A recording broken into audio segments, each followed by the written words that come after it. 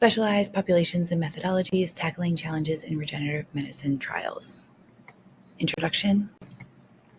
Regenerative medicine is a groundbreaking area of medical science that holds the promise of transforming healthcare by advancing treatments for both chronic and acute conditions. This innovative field leverages cutting-edge technologies such as stem cell therapy, tissue engineering, and gene editing to repair or replace damaged tissues and organs. The following sections provide an insightful overview of current applications, challenges, and methodologies in regenerative medicine clinical trials, as well as strategies for managing these trials, particularly with specialized populations.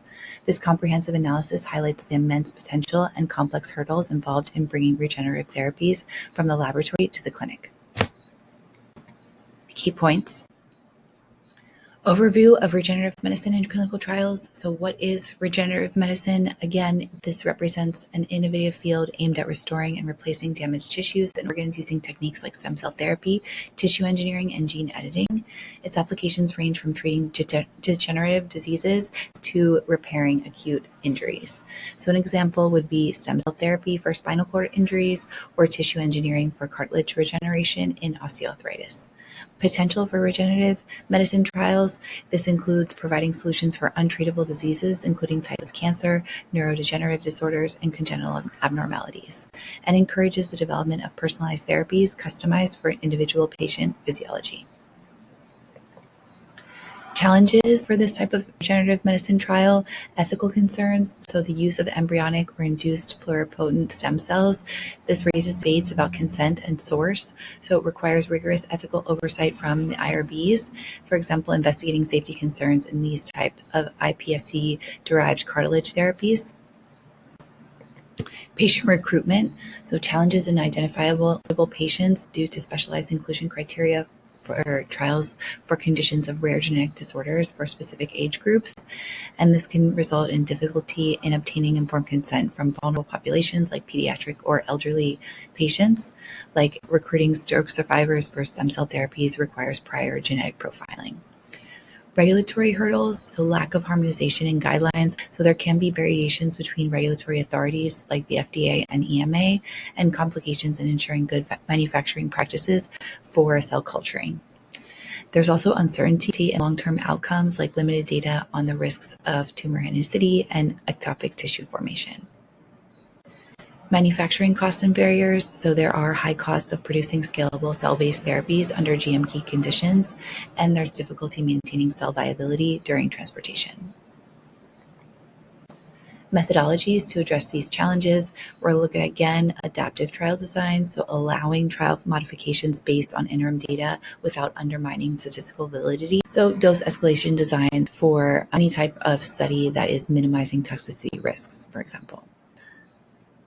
Patient-centric approaches, so the use of decentralized trials to include patients from remote areas and leveraging home-based monitoring tools like wearables for cardiac safety assessments. Enhanced safety protocols, so development of data safety monitoring boards for real-time adverse event evaluation, and implementing stopping rules if greater than 20% of a cohort experience severe side effects. Biomarker-driven recruitment, so incorporating biomarkers to stratify patients likely to respond to therapy, for example, in Parkinson's disease with stem cell trials. Global collaboration, establish communication and compliance across multinational sites to manage discrepancies in timelines or manufacturing, so partnering with specialized cell banks for on-demand access to standardized pluripotent stem cells for trials. Tips for managing trials with specialized populations, enhancing communication with patients, providing accessible and non-technical explanations for study risks, especially for vulnerable populations, and use interactive consent forms with visuals to explain regenerative therapies. Formulating robust inclusion criteria. This includes focusing on genetic screening and medical history to ensure compatibility with trial interventions, and balancing strict eligibility requirements with the need for adequate enrollment numbers. We want to prioritize safety evaluations, adopting continuous monitoring practices for wearables like biosensors for early adverse event detection, document long-term follow-up plans to track delayed tumorigenic risks, and streamline coordination across stakeholders. So assign clinical research coordinators as a central point of contact for study sponsors, patients, and site teams to improve efficiency.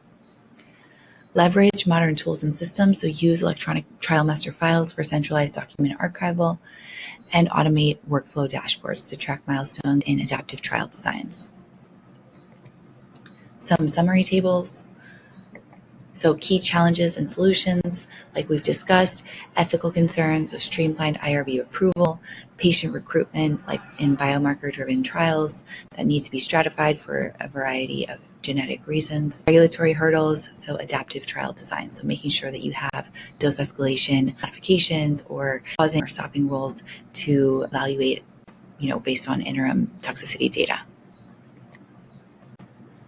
Specialized population focus, pediatric patients, so parental consent is required, and elderly patients that address comorbidities and frailty. Methodologies in regenerative medicine, again, adaptive designs that allow adjusting trial parameters mid-study, like MSC toxicology evaluations across dose groups, and decentralized approaches, so expanding trial accessibility with remote follow-up for cardio-regenerative studies, for example. Biomarker-driven recruitment, alpha-synuclein mutation in Parkinson's disease patients can be an example of stem therapy for dopaminergic neuron restoration, and BRCA1 and 2 genes are targeted population for breast cancer survivors, and tissue complaints influencing trial populations can be an example. Safety considerations, long-term monitoring, so tumor formation risk, and an example would be 5-year follow-up after graft implementation, and real-time adverse event tracking, so using centralized EDC systems and wearables for blood pressure and spinal treatments. Multiple choice questions for review. Question 1, what is the main advantage of adaptive trial designs in regenerative medicine? A, reduces recruitment costs.